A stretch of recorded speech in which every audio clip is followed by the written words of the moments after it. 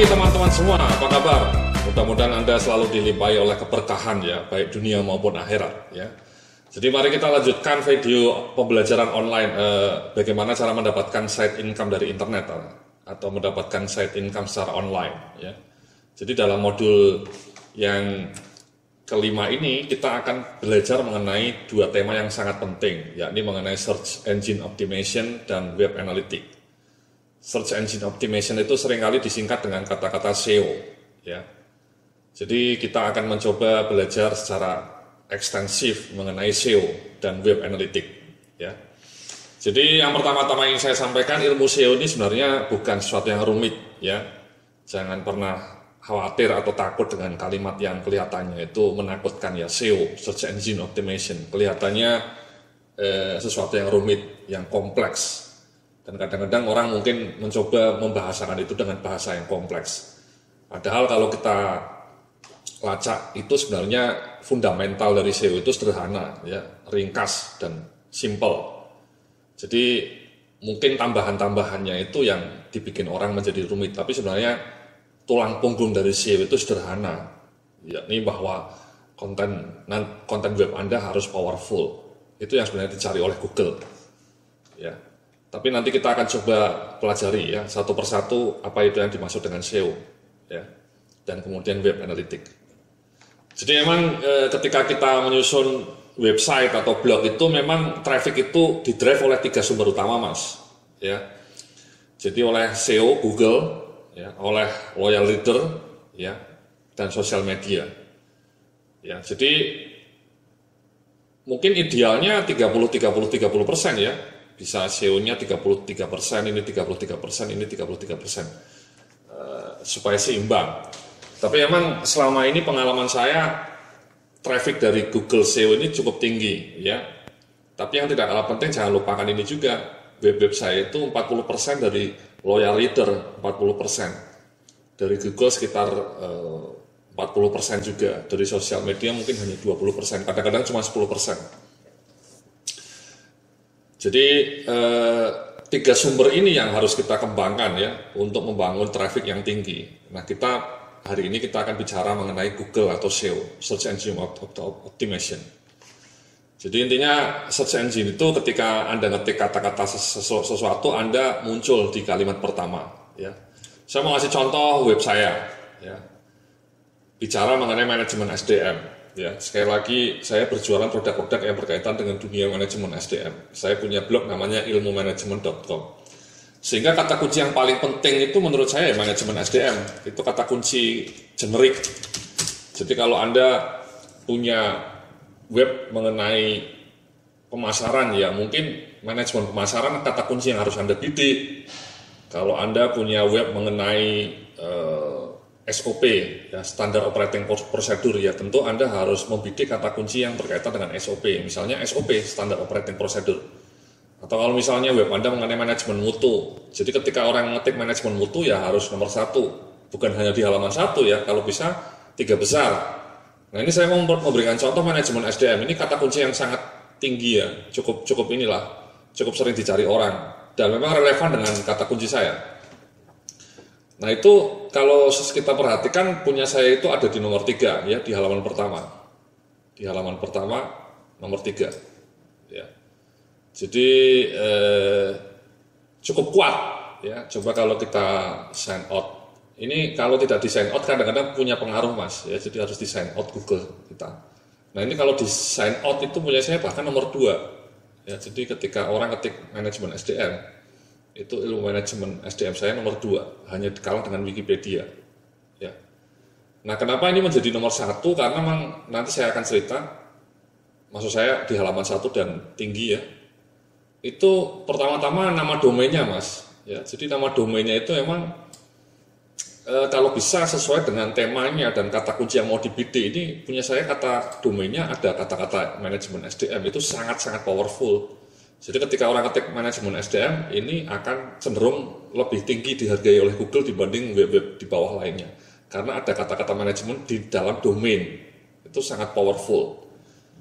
Jadi kalau Anda nanti mau bikin web mengenai kesehatan ya kalau bisa ada kata-kata kesehatan di dalam domain Anda. Ya web kesehatan misalnya. Atau kalau Anda mau bikin web mengenai batu akik, ya misalnya Anda kata domainnya adalah pakar batu akik gitu ya. Kalau Anda mau bikin web otomotif, ya mungkin webnya harus ada kata-kata otomotif, pakar otomotif misalnya, atau ahli otomotif.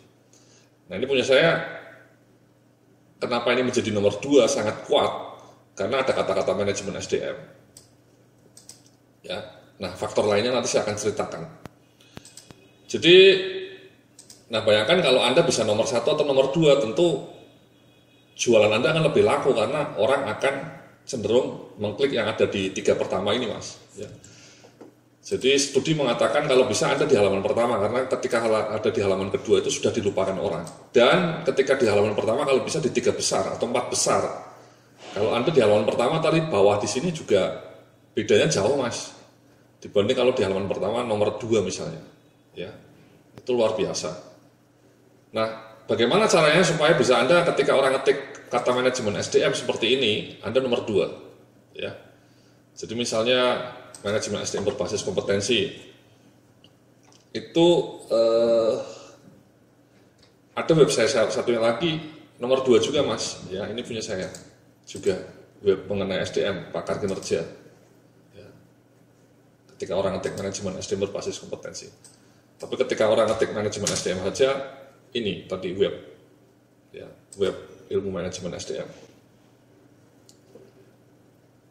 Nah, bagaimana caranya supaya bisa nomor 1 ya, atau nomor di halaman 1 ya? Itu yang dicari oleh Google itu ini, Mas, sebenarnya. Yang pertama, konten yang mendalam dan kuat serta fresh. Kenapa misalnya tadi manajemen SDM saya cukup tinggi posisinya? Karena kontennya mendalam dan mengenai tema yang spesifik. Ini penting ini, Mas. Jadi saya punya blog yang kontennya agak gaduh-gaduh, meskipun jumlah kontennya jauh lebih banyak dibanding tadi yang ilmu manajemen SDM, itu banyak kata kunci yang tidak berhasil masuk halaman 1 karena kontennya gaduh-gaduh. Itu dianggap Google tidak kuat. Jadi kalau Anda punya web, misalnya kayak tadi contoh punya saya manajemen SDM, sudah nama domainnya manajemen SDM, dan kontennya itu kalau Anda perhatikan semua mengenai ilmu manajemen SDM. Ya, mengenai manajemen karir, manajemen SDM, pelatihan SDM, penilaian kinerja. Jadi algoritma Google membaca bahwa blog ini memang kontennya itu sangat spesifik mengenai SDM. Sehingga ketika orang mengetik kata manajemen SDM, rujukannya ya oleh Google dianggap web ini sangat powerful, sangat otoritatif. Ya. Coba bayangkan kalau misalnya web saya ini nulis artikel SDM-nya cuma 10, yang lainnya mungkin gaduh-gaduh. Itu menurut Google tidak otoritatif, ya, karena gaduh-gaduhnya itu justru membuat konten Anda tercemar. Ya, Google bingung ini Anda itu otoritas di bidang apa. Tapi kalau konten Anda spesifik, Anda sangat otoritatif dan memang sangat targeted ya kata kunci itu. Ketika orang ketik kata kunci manajemen pemasaran, dia tidak akan masuk ke sini karena memang itu tidak Anda bidik. Ya, orang ketik misalnya manajemen bisnis ya mungkin tidak masuk ke sini. Ya, tapi ketika orang ngetik pelatihan SDM atau manajemen SDM, ya mudah-mudahan semua masuk ke web ini. Ya. Jadi itu, Mas, konten yang fresh. Otoritas blog, ya tadi saya bilang otoritas blog itu kontennya spesifik dan semua isinya itu berkaitan dengan tema blog itu. Ya, kalau bicara mengenai manajemen SDM ya betul-betul semua artikel, puluhan atau bahkan ratusan artikel dalam blog itu bicara mengenai manajemen SDM. Kalau blog Anda mengenai batu akik, ya semua artikel di dalam blog Anda itu bicara mengenai batu akik. Atau kalau misalnya mengenai otomotif, ya semuanya mengenai otomotif, itu otoritas blog, ya otoritatif. Yang ketiga, performance blog ini, Mas. Jadi kinerja blog, jadi blognya cepat nggak loadingnya, ya blognya cepat nggak, kemudian mudah digunakan nggak. Ini contohnya misalnya web saya tidak ada flashnya, tidak ada sesuatu yang membingungkan, ya, cepat loadingnya. Jadi ketika orang Google ke sini itu cepat, ya, itu sangat penting di mata Google. Tapi kalau web Anda misalnya penuh dengan flash, macam-macam, ya, loadingnya lama, navigasinya susah, itu dianggap Google juga tidak begitu bagus, ya. Itu performance yang pertama, ya, performance web. Yang kedua juga dilihat ini Mas, sama pembacanya lama nggak dia di sini? Google tahu ketika misalnya orang masuk ke web Anda, dia hanya dalam 3 detik kemudian keluar, itu terbaca oleh Google. Dan Google mengartikan web Anda tidak ada gunanya. Kenapa? Karena banyak orang yang kemudian hanya dalam hitungan detik sudah keluar. Google mengartikan bahwa konten web Anda itu berarti abal-abal. Ya, itu jangan pernah remehkan Mas ya. Sebaliknya kalau orang kemudian datang ke web ini misalnya dan kemudian dia membaca sampai terakhir, itu terbaca oleh Google detiknya itu, sehingga oleh Google diartikan bahwa pembaca itu suka dengan artikel ini, dengan konten blog ini, dan kemudian itu digunakan Google untuk kriteria juga bahwa ternyata memang web ilmu manajemen sumber daya manusia ini disukai pembacanya. Kenapa? Karena rata-rata durasi membaca blog itu lama. Dan itu dianggap oleh Google penting, performance blognya bagus. Ya. Sebaliknya kalau kemudian orang langsung lari, ya begitu datang langsung lari, itu dianggap oleh Google performance web Anda jelek. Ya. Jadi performance itu ada 2 segi Mas ya, dari sisi loadingnya cepat, navigasinya mudah, yang kedua, dan yang ketiga tadi durasi atau time spend dalam blog Anda itu tinggi. Itu makin banyak, makin bagus, makin tinggi otoritas blog Anda dan performance blog Anda. Dan yang terakhir adalah user experience. Itu kalau bisa mobile friendly Mas. Ya, jadi sekarang Google ini sudah mengeluarkan satu algoritma di mana web-web yang tidak mobile friendly itu rendah rankingnya. Ya. Nah, caranya mengetahui mobile friendly itu mudah Mas. Coba web Anda dilihat di smartphone Anda, itu jelek nggak? Kalau jelek, tidak bisa terbaca dengan mudah, itu tidak web friendly. Tapi kalau misalnya Anda pakai smartphone, kemudian web Anda itu tampilannya bagus, ya, jadi seperti ini, ya, jadi semuanya responsif, itu akan membuat blog Anda menjadi lebih bagus di mata Google. Ya, itu cara pertama untuk mengetahui web friendly. Cara kedua sebenarnya ketika Anda pakai smartphone, buka Google, ketik kata manajemen SDM misalnya, itu nanti di bawahnya ini ada tulisannya mobile friendly, sama Google-nya ditulis. Kalau tidak ada tulisannya berarti itu tidak mobile friendly. Jadi ini kalau Anda lihat di smartphone Anda, diklik manajemen SDM, itu di bawahnya ini ada tulisannya mobile friendly. Ya. Ini kalau Blogspot biasanya mobile friendly juga. Tapi yang organisasi ini kelihatannya belum, jadi tidak ada tulisannya. Jadi sekarang pastikan bahwa web Anda responsif, ya, mobile friendly. Nanti kita akan tunjukkan bagaimana caranya membuat web yang mobile friendly. Ya. Jadi itu Mas ya, yang dicari Google, otoritasnya dan user experience-nya. Nah, di dalam ilmu SEO ini ada 2 hal yang harus kita perhatikan. Ya, jadi yang pertama on-page optimization atau teknik optimasi melalui internal web kita. Ya. Jadi bagaimana kita mengoptimasi web kita melalui WP kita, WordPress kita. Dan yang kedua off-page, artinya optimasinya melalui web lain. Jadi link-link dari web lain, ya, yang paling kunci sih link, external link ini paling kunci.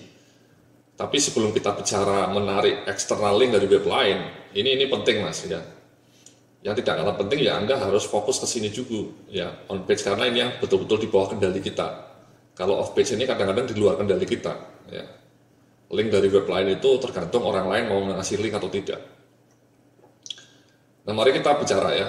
Jadi on page ini ada beberapa prinsip Mas ya. Jadi yang pertama kita harus menggunakan WordPress. Ya, kenapa? Karena WordPress itu sangat user friendly ya, search engine user friendly. Ini saya pakai WordPress ya. Nah, ini Mas, WordPress ini user friendly, dan ini Mas, lihat ya, ini kata-kata judulnya itu mudah dilacak oleh Google. Kalau Anda punya web yang zaman dulu atau tidak begitu user friendly, ini link ininya itu suka ada tanda tanyanya, suka ada kayak gini, atau misalnya dolar-dolar kayak gini, itu tidak begitu user friendly ya. Ya, jadi ini kalau Anda melihat seperti ini saja sudah kelihatan menarik ya. Jadi Google-nya mudah, senang dia melacak web-web yang user friendly seperti ini, yang mudah terbaca ya. Jadi seperti itu. Kemarin dalam web video sebelumnya Anda sudah diajari ya cara membangun blog dengan WordPress. Dan kemudian gunakan tema yang mobile friendly. Nanti saya akan tunjukkan caranya bagaimana ya supaya web Anda itu mobile friendly. Jadi itu Mas, gunakan engine WordPress dan kemudian mobile, temanya itu user friendly. Ya. Nah ini Mas, tadi saya sudah bilang ya, temanya mudah, tanpa flash, cepat loadingnya. Ya, jadi contohnya yang tadi punya saya ini ya. Jadi sepanjang koneksi internet yang cepat ini itu cepat juga loadingnya ya, tidak begitu makan waktu. Dan simple Mas, kalau Anda lihat navigasinya simple. Orang ketika datang pertama kali ke web ini itu langsung tahu apa sih ini isinya. Ya tidak macam-macam. Ya. Saya suka gaya yang minimalis Mas. Jadi simple ya, mudah. Ada kategorinya, ada recent post, ada menunya. That's it. Ya. Jadi tidak usah macam-macam.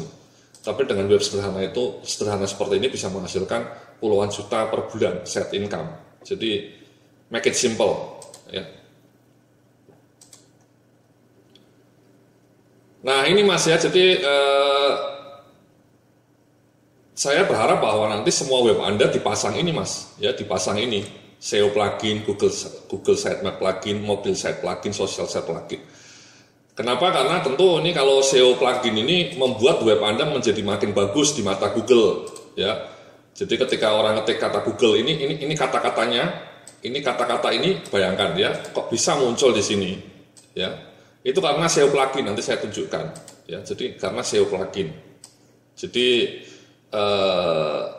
muncul kata-kata website terbaik ini yang luar biasa. Jadi orang tertarik ini. Nah kalau nggak pakai SEO plugin ya munculnya seperti ini Mas. Nah, aja diambil sama Google-nya, diambil sembarang kalimat pertama mungkin dari artikelnya, ya. Tapi kalau Anda punya SEO plugin, bahkan Google-nya itu bisa diajak komunikasi sehingga tolong yang ditampilkan di hasil pencarianmu itu yang ini. Ya, kata-katanya kan menarik, website terbaik dan terlengkap dalam ilmu manajemen sumber daya manusia. Itu orang akan lebih tertarik untuk mengklik ini dibanding yang ini, nggak ada kata-kata informasinya. Ini bagaimana menampilkan ini dalam hasil pencarian Google itu hanya bisa kita lakukan kalau kita punya SEO plugin. Ya. Kemudian Google Sitemap-nya dipasang, mobile site plugin-nya dipasang, social share-nya juga dipasang. Nah, saya mau menunjukkan. Nah, ini Mas ya, ini WP-nya. Anda sudah diajari dalam video pembelajaran sebelumnya bagaimana memasang semua plugin ini. Ya, ini sudah saya pasang. Ini WP saya, ilmu manajemen sumber daya. Ya, namanya plugin-pluginnya. All-in-one SEO Pack yang saya pakai ini SEO plugin-nya dari All-in-one, ya, gratis, bagus, ya. Kemudian related post ini saya pasang. Kenapa related post ini harus dipasang Mas ya? Social share itu related post. Ya, jadi ini Mas seperti ini ya, social share. Ya, jadi seperti ini. Kenapa? Karena Google juga sekarang mempertimbangkan faktor ini Mas. Ya, kalau banyak yang like, banyak yang nge-share itu akan tinggi. Ya. Akan tinggi di mata Google. Ya, jadi kalau banyak yang nge-share, banyak yang ini misalnya yang nge-like sampai 900, ya. Itu kemudian sama Google diartikan bahwa artikel ini punya otoritas yang bagus, ya. Apalagi kalau Google Plus-nya juga ditambahkan, Mas. Ya, Google Plus-nya. Jadi ditambah Google Plus itu bagus, ya. Itulah kenapa kemudian Anda harus memasang ini juga. Selain tentu nanti manfaatnya adalah bahwa artikel Anda mudah di-share, ya. Tapi yang tidak kalah penting, Google juga sekarang mempertimbangkan faktor ini. Banyak yang nge-like, ya, artikelnya makin bagus di mata Google. Ya. Nah itu pluginnya seperti tadi yang saya tunjukkan. Pluginnya seperti ini. Contextual related post. Kemudian Google Sitemap, ya, kita pasang kemarin sudah Anda diajari oleh rekan saya. Kemudian ini shardis maksudnya tadi ya. Related post ini related post ya, contextual related post itu yang berkaitan, artikel yang berkaitan. Ini maksud saya tadi yang shardis. Jadi ini itu adalah pluginnya namanya shardis. Ya. Kemudian, nah ini Mas, WP Touch Mobile Plugin ini bagus Mas. Kenapa? Karena ketika Anda webnya tidak mobile friendly, Anda bisa activate ini. Otomatis nanti sama plugin ini, web Anda dibikin mobile friendly, dan itu kemudian menjadi lebih bagus di mata Google. Ini tidak saya activate karena blog saya, blog ilmu manajemen ini sudah mobile friendly, jadi saya tidak perlu activate. Tapi kalau web Anda tidak mobile friendly, Anda pasang plugin inilah, ya, kemudian Anda bisa membuat web Anda menjadi kelihatan mobile friendly. Ya. Sementara itu dulu, nanti kita langsung akan sambung ya dengan video online pembelajaran berikutnya. Kita akan bicara lebih detail mengenai SEO plugin sama social sell plugin. Terima kasih. Sampai jumpa dalam video pembelajaran berikutnya.